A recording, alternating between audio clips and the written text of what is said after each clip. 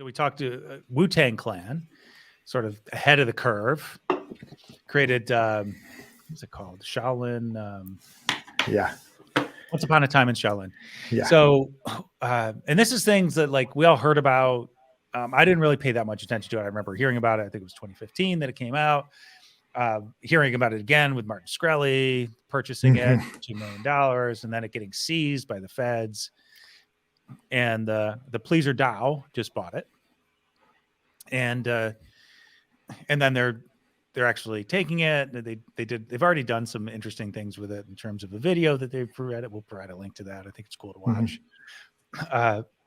But they're going to make portions of it available online for Web3, for the metaverse. They're just gonna take the opportunity to create an NFT to show that they own the original, which is sort of interesting because they do own the original. I mean, they have a physical copy. So even if they put it online and didn't mint an NFT, they would still own the original. You actually have the analog world would protect the rights to that, even in digital realm. But they're going to do it. It makes sense. I mean, plus they're a DAO, and like, why wouldn't they do that?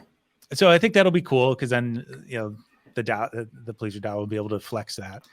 What do you think about this idea of this one of one that almost no one's heard is now going to be widely available? And will that, when we remove the mystery, will it decrease in value? I think to some degree it will. I mean, that always happens. It's like J.J. Abrams' TED Talk about mystery boxes, and I think why all his movies are the way they are. But I think it will do some of that. But I also think there's this has like such a cool story to it of this album being at one point, being in the hands of this person that was just a pariah. Yeah. And then it was sort of like this DAO came in and saved it. It feels like it's just a good story, right? And it speaks to it speaks to the power of the, like, hey, when we get a lot of people together with good intentions, we can fight this 1% douchebag. And I would say I go back to the origins here. So it is a 31 track album that was cut basically in protest to the music industrial complex, we'll call it. And there was only one CD minted, and it was basically flipping off the industry. And then Shkreli even said at one point he was thinking about destroying it and all these things where people were freaking out. There's also stories that it might have been like stolen or taken.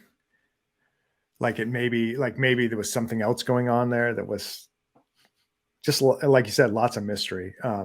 And lots of questions about motives and things, but I don't know. There's something really cool about it. I love the story. I think the story will be the thing. I shouldn't say that because I haven't heard it, but I think the story in a lot of ways could be the thing folks remember.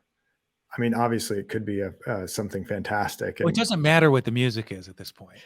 Exactly. That's the thing. The story transcends the music, regardless of how good even if it just becomes like the top hit of all time. I mean, it's the story behind it.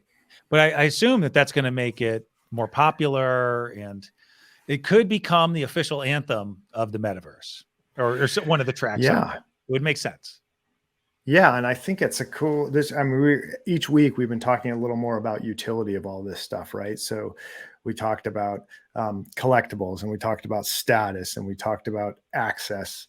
I know we're not talking about they're making it an NFT, but the DAO, as people learn more about this stuff and learn how to sort of organize around the principles and what's possible with blockchain, they're realizing how much power they have as a group to do things like this. It's going to be interesting, I think, to see.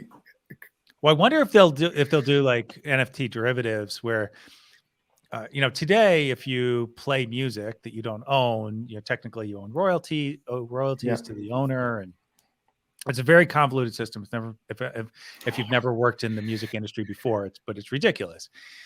In this case, though, they could actually say, if you own this, you can play it at any venue, anytime, right?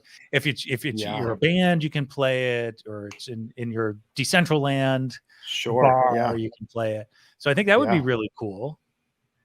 Yeah, they could fractionalize it, and there's so many ways so many creative things they could do.